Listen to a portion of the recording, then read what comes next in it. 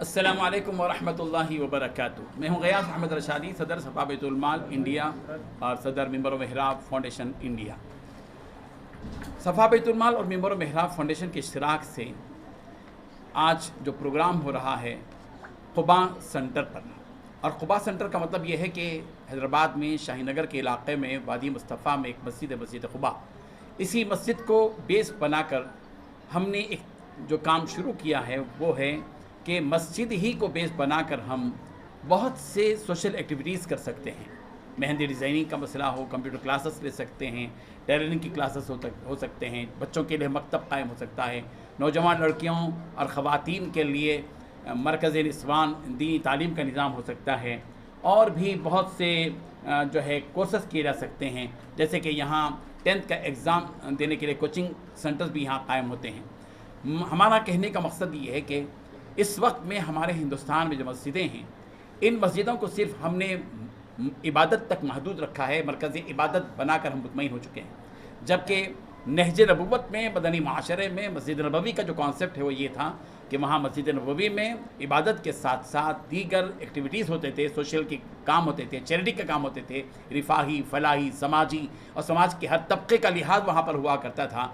जैसे कि बैतुल माल का निज़ाम वहाँ था, पढ़ने पढ़ाने का निज़ाम वहाँ था, सुफ़ा का चबूतरा मौजूद है, नमाज का एहतमाम वहाँ पर होता था, कैदियों को खाना खिलाया जाता था, जंग की तैयारियाँ होती थी और लोगों के साथ उससे सलूक किया जाता था, आने वाले मेहमानों की मेहमान नवाजी होती थी, लोगों को खाना खिलाया जाता था। ये वो सारे काम हैं जो हम एक मस्जिद को बेस बनाकर कर सकते हैं।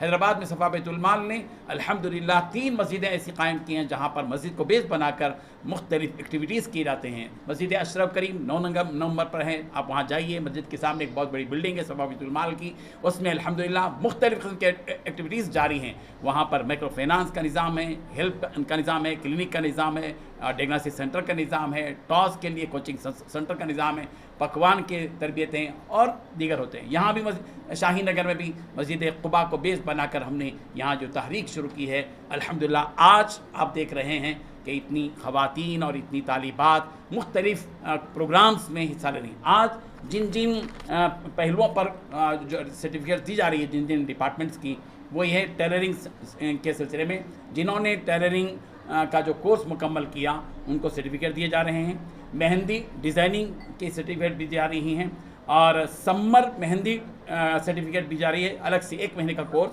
और इसी तरीके से कंप्यूटर कोर्स और दीनी गरमाई कोर्स और मकतब छोटे बच्चों के लिए उनको भी सर्टिफिकेट दी जा रही हैं। पॉट पॉइंटिंग के लिए भी हैंड वर्क है और मरकज़ निस्वान है और आर्ट एंड क्राफ्ट, ये सारे शोबों और पहलुओं को में जिन्होंने भी कामयाबी हासिल की उनको आज इनामात से भी नवाजा जा रहा है और साथ ही सर्टिफिकेट भी दिए जा रहे हैं, जैसे कि आप ये मंजर देख रहे हैं। हम लोगों से अपील करते हैं कि आप अपनी मस्जिदों के अंदर, जो मसाजिद के ज़िम्मेदार हैं अइम्मा, उनसे अपील करते हैं कि अपनी मस्जिदों को सिर्फ मरकज़ इबादत मत बनाइए। जिन जिन मस्जिदों में गुंजाइशें हैं इस बात की कि वो सारे एक्टिविटीज़ किए जा सकते हैं, चंद एक्टिविटीज़ तो करें ताकि समाज का फ़ायदा हो। मस्जिद को समाज से जुड़े रहना चाहिए। समाज अलग और मस्जिद अलग हो तो जाहिर बात है कि मस्जिद की बुनियाद का मकसद पूरा नहीं होगा। जज़ाकल्लाह खैर।